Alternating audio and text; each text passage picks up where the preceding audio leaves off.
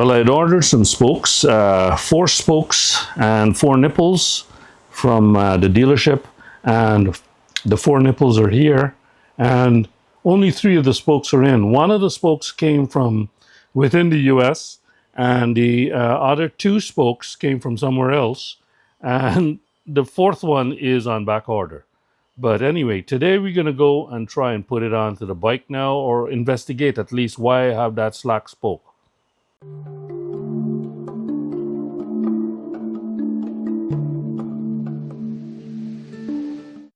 Well, I've got my spokes in, so today is the day when I'm going to try and solve this problem. Hopefully, I can figure out whether I need to replace one of these spokes that is loose, and or whether I can just tighten it. But I wanted to make sure that I got the spoke in hand first, just in case I screwed up the spoke that is slack. Because my plan is to try and tighten it first, probably beyond the spec that is called for in the book, which is 3 Newton meters. Probably tighten it a little bit beyond that, just to see if I can snug it up all around. And if not, then I'll just replace the spoke. But at least I have the spare spokes on hand. So hopefully you can see the identified spoke. I've put a little green tape on it up there. And the other end, the business end of the spoke, is right here. That takes a 7mm socket, and I've got that on my little baby ratchet here with an extension and the 7mm on the end.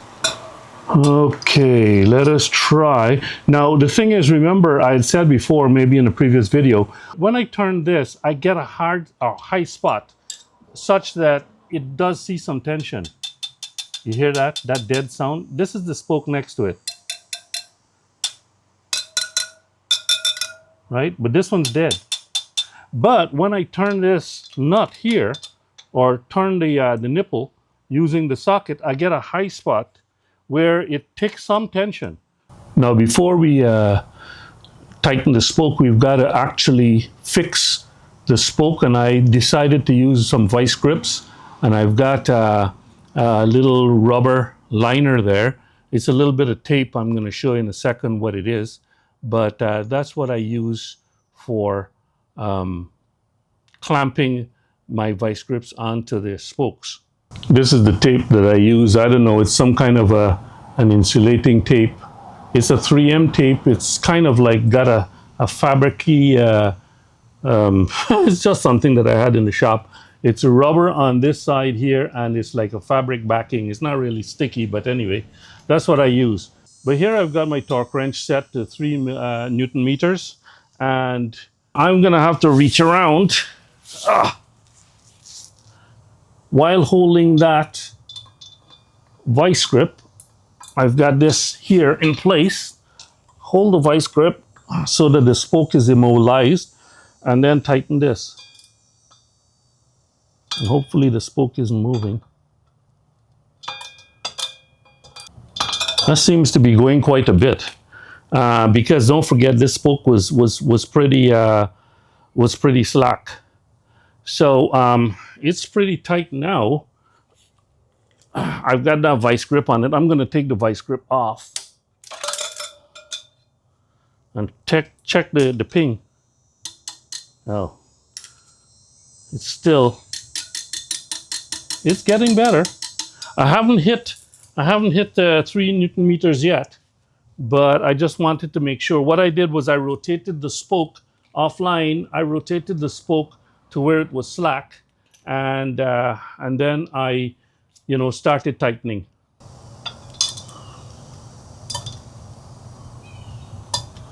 I don't know if this thing is spinning. No, the spoke isn't spinning.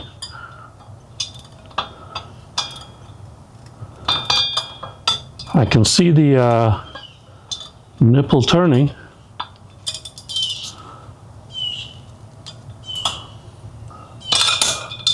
This is quite a bit of turning that's going on here.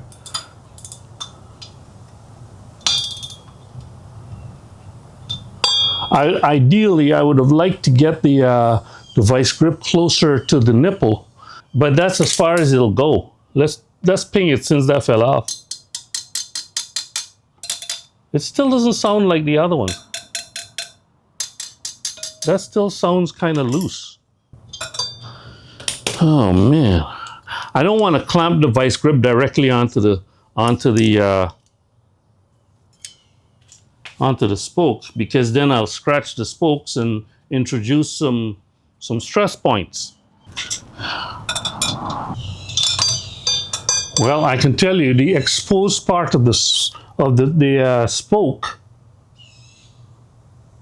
is a heck of a long way out. I'm kind of concerned. Take that. Let's take that vice grip off. It still sounds dead. My torque wrench still hasn't gone off yet. But I definitely know that this exposed thread is longer than before. Am I messing this up? Do you see what I see here? That's why it's continuing to go through, because the head of the spoke has snapped off. So this spoke is no longer any good. And I don't know where the head went. But at least I could see what the cup at the rim looks like. Well, there's the spoke. I got it out, and you can see the head is sheared off and gone somewhere. I don't know where it's gone, somewhere on my garage floor. But that's failed in tension. Now, I'm not going to be able to get this spoke in with the tire on. So really, I should take the tire off. Now, maybe I can deflate the tire and and move this side wall back far enough, you know, so that I can stick this spoke down there. But right now, there is no way that the spoke can be inserted into this hole at the right angle, the correct angle. Now, in order to get the spoke down in that hole, I've had to install two clamps, 12-inch clamps, let out all the air out of the tire, and then put these clamps on to reduce the curvature here.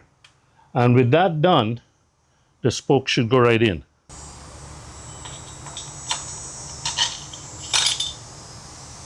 All the way in. Now we just go on the other side and put the nipple in and finish this installation. It's seated pretty good there. Okay, now we just have to catch the nipple on the end of this spoke. Make sure we don't cross thread this one. I think that the other one had some thread issues, because when I examined the old one and I tried to put the nipple back on to the spoke, I had a hard time to put it on. And I think that it might have been cross-threaded or something. Starting to bite. Now, these nipples have plastic nylon inserts in them. I forgot to mention that before. They're self-locking, so they won't walk back so easily. So, but what I wanted to mention was when I examined the spoke, the old spoke, it didn't have too much marring on the surface due to these vice grips here. So I'm tempted to actually put that clamp back on, but I'll try with the rubber, try and preserve the surface, and see if we can achieve our 3 Newton meters.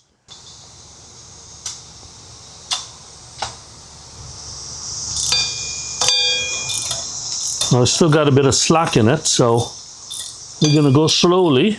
And what I'm intending to do is to keep an eye on the amount of thread that is protruding from the end of the nipple, because I do not want to pull this one through again like I did with the other one.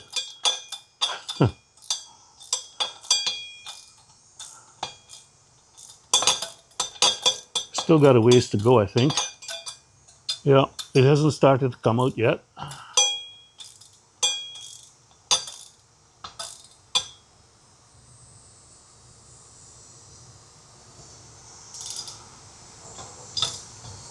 All right, I think it's starting to bite a bit and to get some resistance. Like I said, I've got this bicycle torque wrench set to 3 Newton meters.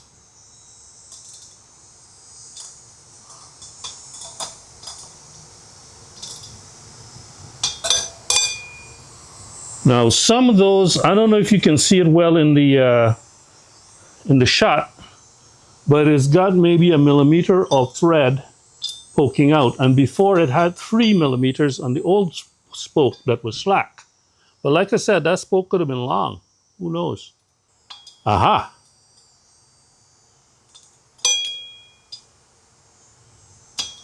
I think I just felt 3. Yeah, it's clicking at 3. Wow. It's only got about millimeter and a half. Let's take this clamp off and see what we hear with a tap. That doesn't sound like a slack spoke. I think we've got it down pat. Now look at that.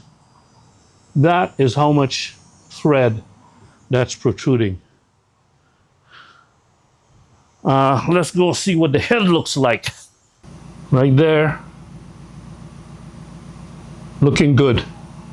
So I think that'll wrap it up for this video. I did measure the old spoke against the new spoke, and they're exactly the same. Same length and everything. So I really don't know what caused that spoke to be loose. Now, I don't want to rotate this one in situ, but really I should. You think? I should rotate it, but hey, I've got 3 Newton meters on it. It's protruding maybe only, like I said, a millimeter or so if you look at the picture.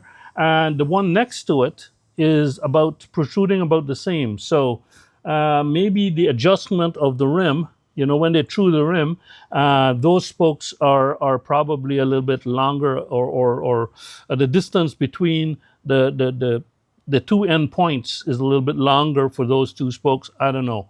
But some of the other spokes, they protrude a little bit longer, up to as much as 3 millimeters. So truing a wheel is an art. And that's why the service manual says, if you've got like up to 2 spokes, you can replace it yourself. But beyond that, you need to get it done professionally. And in this case here, I had 1 spoke that wasn't taking any load really. And that's the spoke that I replaced.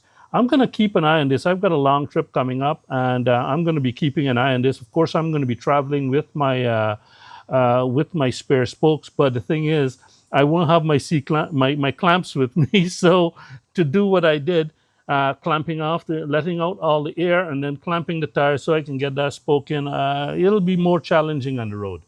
But anyway, hopefully it doesn't come to that. Hopefully everything is good. I'm going to go air up the tire now, and put everything back together. So until I see you in the next video, stay safe, keep the shiny side up, and talk to you later.